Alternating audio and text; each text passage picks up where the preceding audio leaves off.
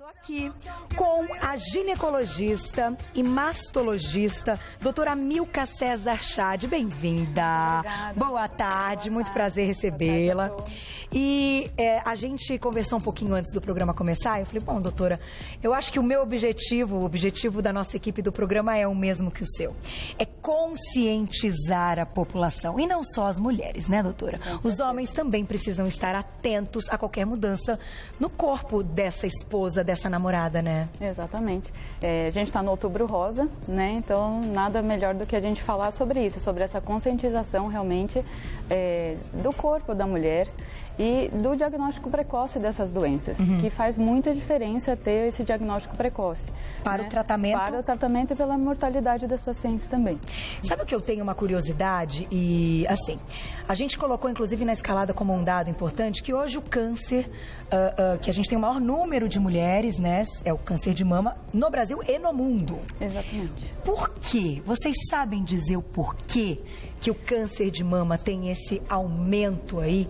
Seu número de diagnosticadas? Olha, a gente não tem estudos dizendo por que exatamente aumenta, mas talvez justamente por a gente fazer diagnóstico precoce. Né? Entendi. Então a gente tem materiais melhores, as pacientes estão mais conscientizadas, porque inclusive o Outubro Rosa, não sei se você sabe, ele iniciou em 1990. É verdade, já faz 20 anos, né? Começou nos Estados Unidos e aí isso era uma coisa mais local e foi se expandindo e graças a Deus hoje é mundial e aí isso, então eu acho que as pessoas se conscientizaram mais mesmo. E por isso, talvez descobrindo mais a doença, achamos então que tem um maior número. Exatamente. Entendi. Eu tinha uma curiosidade exatamente por isso, porque olha como é importante a gente conscientizar então a população de todos eles. Exatamente. Não é verdade? Exatamente. Agora, o fato é, já que é uma doença que também depende muito de nós mulheres para acharmos se tem algo de errado, poxa vida, toda vez que a gente tem a nossa participação, fica muito mais fácil. Com certeza. Eu acho que a primeira coisa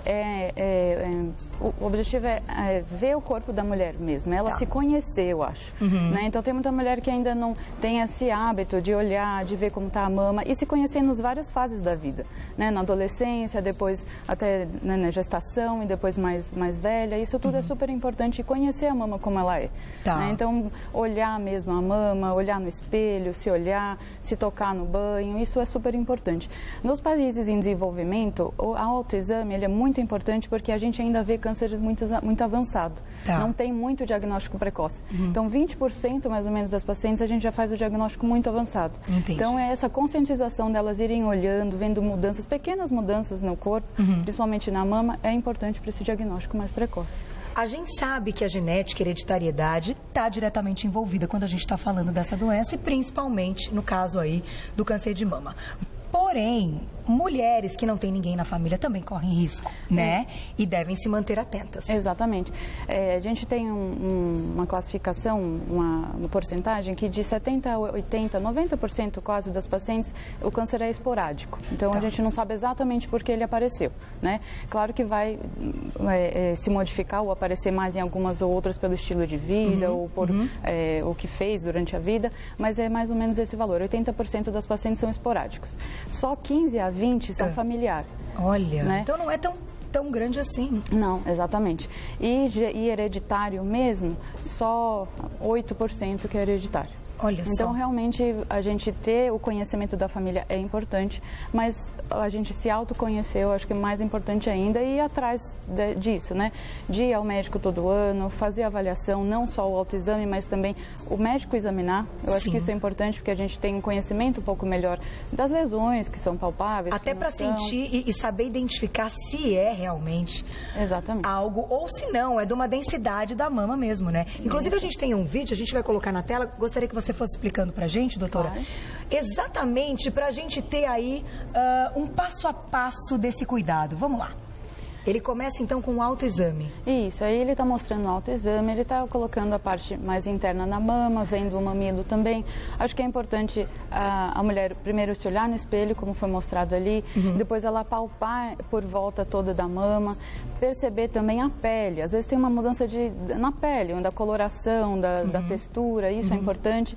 Região do mamilo, se tiver uma coceira, se tiver uma secreção que sai por ali, isso tudo é importante a gente identificar. E isso nesse caso era a mamografia, né? Isso, depois dessa avaliação, do autoexame, do exame clínico do médico ou de profissional da saúde em geral, aí a gente passa para a mamografia. E realmente a mamografia é o melhor exame que a gente tem. Era o que eu te pergunto. É o melhor exame que a gente tem. Inclusive tem outros, a gente vai falar um pouquinho dos outros também, mas a mamografia realmente é o único que reduz mortalidade mesmo no câncer de mama. É aquele que vai realmente identificar se é um tumor. Exatamente. É o que consegue é o que vai fazer mostrar. a grande diferença, inclusive no tratamento da paciente. Então vamos fazer o seguinte, tem perguntinha já, diretor? Ou posso deixar uma perguntinha minha? Vamos colocar a perguntinha do público então, vamos lá. Um beijo pro querido Alaf, que sempre participa aqui do programa. Carol, quais os melhores tratamentos, então, pro câncer? A gente já vai falar dos tratamentos. Boa pergunta do Alaf, porque quando a paciente recebe o diagnóstico, ela já... no momento, né? Eu posso dizer porque eu tenho uma amiga, muito amiga, né? E eu vivi um pouco dessa história. Então, a resposta imediata a pessoa já pensou ali na quimioterapia, na perda do cabelo, uma série de coisas, já construiu uma história e muitas vezes não é o mesmo tratamento para todas elas, né? Então, nós vamos falar do tratamento e eu deixo, inclusive, outra pergunta. Por que mulheres, então, tão jovens? Porque fala-se que vamos iniciar essa mamografia aos 35 anos. Mas a gente tem visto mulheres mais novas que não chegaram ainda aos seus 35 anos com câncer de mama. Até os 35 não é algo que deve ser aí cobrado. Mas tem um monte de mulheres jovens com menos de 35 anos apresentando câncer de mama. Mudou alguma coisa nessa recomendação, doutora? Carol, não tem uma mudança nisso ainda, porque o que tem é uma diferença do paciente. Tá. Então, cada paciente deve ser individualizado. Então, Certo. uma paciente que tem um fator de risco baixo, ela vai seguir esses fatores que você falou. Uma mamografia com 35 anos e depois, a partir de 40 anos, uma vez por ano, anualmente, ela vai seguir essa rotina. Certo. Agora, tem pacientes que elas têm um fator de risco maior. Então, por exemplo, uma paciente que tem um parente de primeiro grau que teve câncer de mama. Uma paciente que tem um parente de primeiro grau na pré-menopausa, ou seja, antes dos seus 50 anos, ela tem um fator de risco muito maior. Entendi. Então, ela precisa se preocupar um pouco mais. Ela precisa procurar avaliação do mastologista ou do médico um pouco antes das outras mulheres. Então, neste caso, tem que conversar com o médico, é ele que vai dizer a frequência e qual exame essa paciente deve Exatamente. seguir. Então, esse histórico familiar é super importante. Elas perguntarem na família se tem alguém, com que idade que teve, como que foi. Essa informação que elas trazem para o médico é muito importante para o segmento delas. Tá. Para saber como que a gente vai agir e que momento é melhor ela fazer esses exames. Perfeito. Mas é realmente isso. 35 anos, a primeira Aí mamografia. é obrigatório. Exatamente. E depois, no Brasil, a partir de 40 anos, anualmente. Ter tido filhos ou não pode ser aí algum fator? Tem algo que mostra que quem teve aí filhos mais cedo ou mais tarde pode ter apresentado a doença mais cedo, coisa do tipo? A gravidez, a amamentação em si, elas ajudam, são fatores benéficos para a mama. Então, a mama termina o formato dela depois que a gente amamenta. Olha, que interessante. Então, isso tem um benefício. Então, as pacientes que amamentaram e que tiveram filhos, elas têm um risco não menor, mas elas evitam um pouco esse risco de aumentar. Pouco, digamos assim, não dá para dizer tanto. Exatamente. São vários fatores, né? Então, por exemplo, a qualidade de vida das pacientes. Você falou tanto aí da nutrição, isso também é super importante, né? Então, não só ela ter uma alimentação boa, ela saber do histórico familiar, de procurar um médico, mas também do exercício, isso também vai fazer faz diferença. Faz diferença. com toda Alimentos certeza. saudáveis e atividade física podem contribuir até para uma prevenção da doença. Exatamente. Vamos aproveitar, antes da gente mostrar... Você já quer mostrar agora, diretor? Então tá bom. Daqui a pouquinho, que eu ia pegar a mama aqui, ó. Daqui a pouquinho eu vou pedir para a doutora mostrar exatamente como deve ser essa apalpação, né? Em que locais, né? Pra gente entender direitinho. Mas antes, vamos ver um vídeo, uma matéria do jornalismo aqui da TV Gazeta. Eles foram cobrir aí o evento, que eu estou aqui vestindo a camisa dessa primeira pedalada, né? Deste Outubro Rosa. Olha que legal. Pode rodar.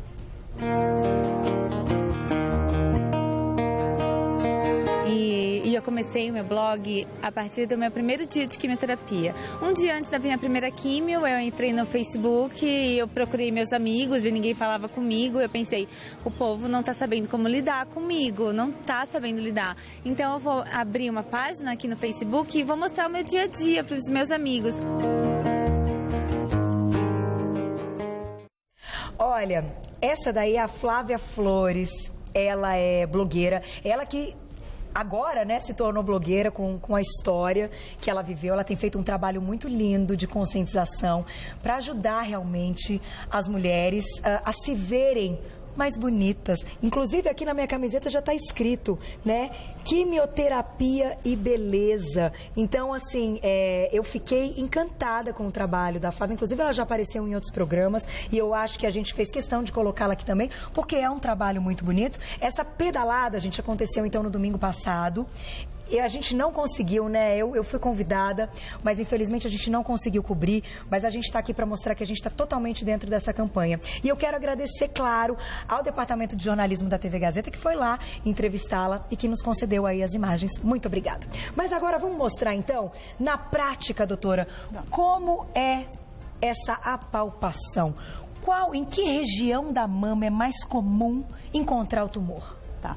Primeiro falando um pouquinho como a paciente deve fazer em casa, né? Então, ela na frente do espelho, eu acho que seria mais interessante porque ela acaba vendo o formato da mama. Então, o formato da mama, se ele teve um crescimento, né? Também é importante, às vezes você percebe que uma mama cresceu um pouco mais da outra, isso também é um sinal importante. Tá. E o tecido também. Depois a palpação mesmo, ela faria todo ao redor da mama, porque o tumor ele pode aparecer em qualquer região, mas ele é predominantemente na lateral. Tá? A maioria aparece na lateral. Mais próximo às axilas. Às axilas, exatamente. Mas não tem um local, né? Ele realmente pode comprometer aonde tiver glândula, pode ter tumor.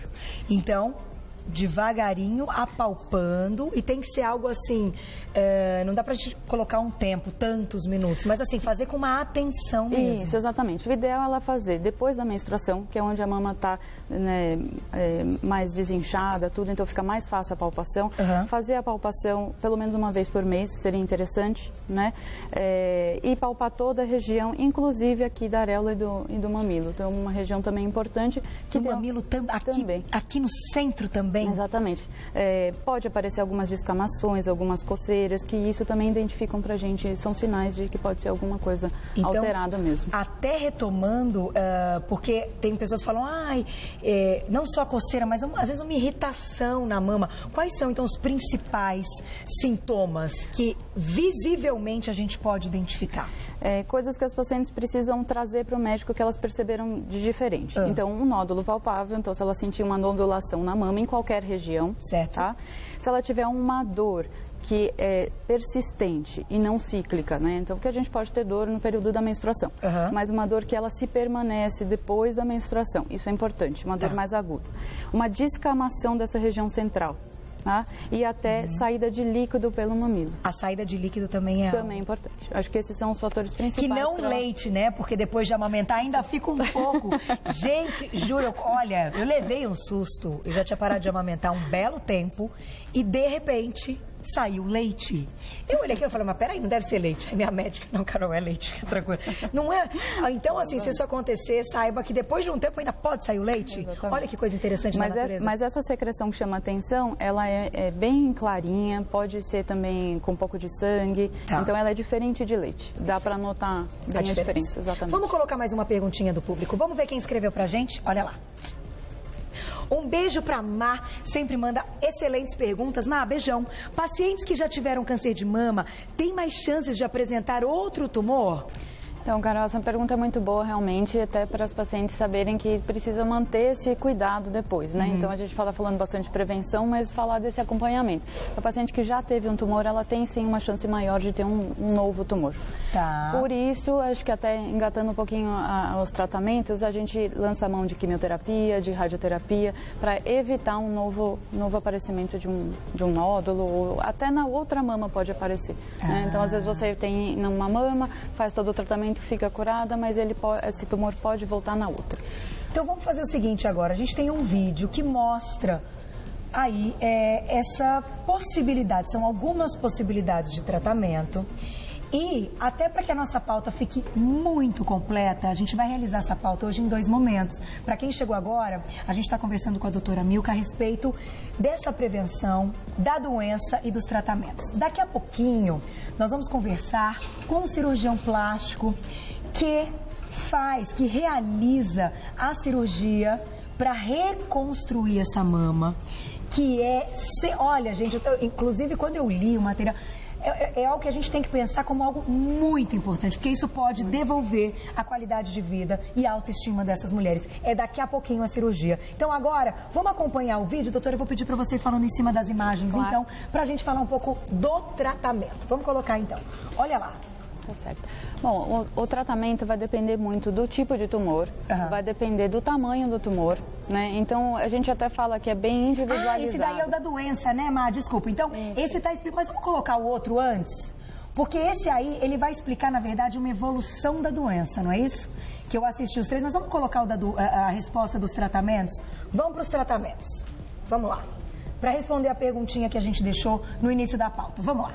Isso. Bom, vai depender realmente de cada tumor, de que grau que ele está. A gente tem uma classificação bem grande hoje em cima disso e a gente tem vários tratamentos. Primeiro, eu acho que ele está identificando aí a cirurgia, então a retirada do tumor. Isso também pode ser feito de várias formas, a retirada apenas do tumor, às vezes retirar uma área maior ou até mesmo a mastectomia, então a retirada da mama por completo. Aí vem, né, essa importância toda da reconstrução, né, devolvendo aí um volume para a paciente e a qualidade de vida dela. Então aí ele mostra a retirada do tumor e depois da cirurgia a gente pode ver, dependendo de como for o tumor, qual é o próximo tratamento que ela vai fazer. Então tem a quimioterapia, tem pacientes que fazem e não fazem, e isso vai depender realmente da resposta final. Então fez a cirurgia, ele vai para uma análise, né? E aí nessa análise é que a gente toma a decisão em cima de se precisa fazer uma quimioterapia ou não.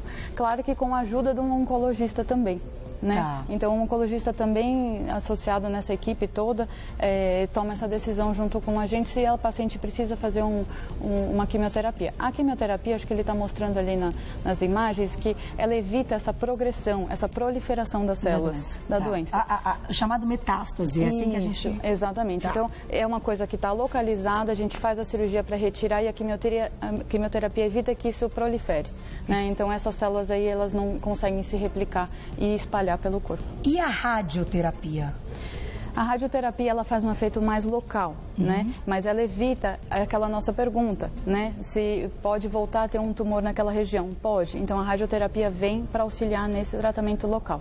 Perfeito. E a gente tem, inclusive, eu acho que num desses vídeos, porque eu e a Fu assistimos todos várias vezes e as imagens ficam muito claras na nossa cabeça, agora eu não sei a ordem exatamente, mas que mostra as principais regiões que a gente pode encontrar esse tumor. Então, pega toda a axila, pega toda essa parte superior, não só o seio, né, doutora? O tumor ele vai estar localizado em uma região, como a gente falou, mais na região lateral, mas pode ser em qualquer região onde tenha glândula na mama. Esse tumor ele vai soltar algumas células, aquelas de proliferação, e vão primeiro para embaixo do braço, que tem a axila com os linfonodos. Então, é o primeiro local, né, que esse tumor ele pode se progredir. Por isso, na cirurgia, a gente faz avaliação axilar também. Se precisa retirar essas glândulas desta região. Exatamente. Então, faz avaliação de para ver se ele está comprometido. A gente também chama isso de metástase. Então, se estiver comprometido, acaba fazendo esvaziamento por completo, né? E aí, fazendo esvaziamento por completo dessa região do braço, é que a gente vai depois também fazer uma avaliação para saber se precisa de uma quimioterapia. Entendi. Então, isso também faz parte dessa decisão. Para a gente fechar essa pauta super importante, com detalhes importantes que a doutora Milka está trazendo, a gente vai colocar um vídeo, então, que fala um pouco da evolução da doença, porque a ideia, gente, olha, vocês sabem que eu não gosto de sensacionalismo, né? Tanto que a trilha que o Galdino colocou aqui no fundo, eu acho que está excelente, porque a ideia não é nada de sensacionalismo, muito pelo contrário, é a prevenção, mas eu acho que para a gente prevenir, a gente tem que estar bem informado. Então, entender a evolução da doença também é importante. Com certeza. Não é verdade? Até para que a gente não se assuste, porque a gente saiba o que está acontecendo. Vamos colocar o vídeo, então, doutora, eu vou pedir para você explicar para a gente essas imagens, então, o que pode evoluir aí desse tumor. Bom, com a nossa identificação precoce do tumor, ele vai estar em alguma dessas localizações aí que ele está mostrando nas imagens, pode ser em qualquer área realmente, né? Esse tumor, ele vai ter a rede de parte linfática que pode levar essas células, pequenas células mesmo, que a gente às vezes nem identifica visualmente, pode ir para a região axilar, que ele vai mostrar que foi o que você... ali. essa imagem que eu comentei agora que estava aí. Então ele vai irradiando para essas outras regiões, que são a primeira região que pode irradiar. Depois disso, ele pode sim passar para algumas outras áreas do corpo, como ossos, fígado, pulmão. Então também isso tem um grau mais avançado. Aqui que ele está mostrando era a parte mais... a região. Então aí é a proliferação das células, né? Que elas podem... que elas se multiplicam, né? Extremamente rápidas. Então por isso que o diagnóstico precoce, como você citou no início, é o mais importante. Exatamente. Vamos fechar com um conselho seu, de médica, de experiência, de quanto em quanto tempo você acha que as mulheres precisam retornar ao ginecologista e estarem atentas, então, a um diagnóstico como esse, doutora? Olha, eu acho que primeiramente elas terem mais consciência do corpo em casa, né? Então, ter mais cuidados com ela mesma. Depois ir ao ginecologista pelo menos uma vez por ano, né? Seria o ideal. Uma vez por ano. Eu acho que é o ideal mesmo para a gente fazer essa avaliação clínica e física da paciente e aí orientar os próximos passos de exames e exames complementares. Muito bom, doutora. E olha, gente, vamos ficar exatamente com essa ideia da conscientização e maridos, namorados, contribuam, não é? Estejam atentos, porque muitas vezes eles podem conhecer o corpo da mulher mais até que elas mesmas. Então, vamos pensar nisso também. Eu acho importante que os homens também estejam muito bem informados. Meus meninos prestam bastante atenção nos assuntos aqui no programa. E eu quero agradecer a ginecologista e mastologista, doutora Milka César Chade, que hoje contribuiu muito com grandes informações aqui, para que a gente pudesse falar desse Outubro Rosa com peito erguido, não é verdade? Com prevenção, gente. Vestindo a camisa dessa campanha. Muito obrigada, doutora. Eu que agradeço. Até a próxima. Um beijo pro seu irmão. Obrigada. Obrigada. Até a próxima.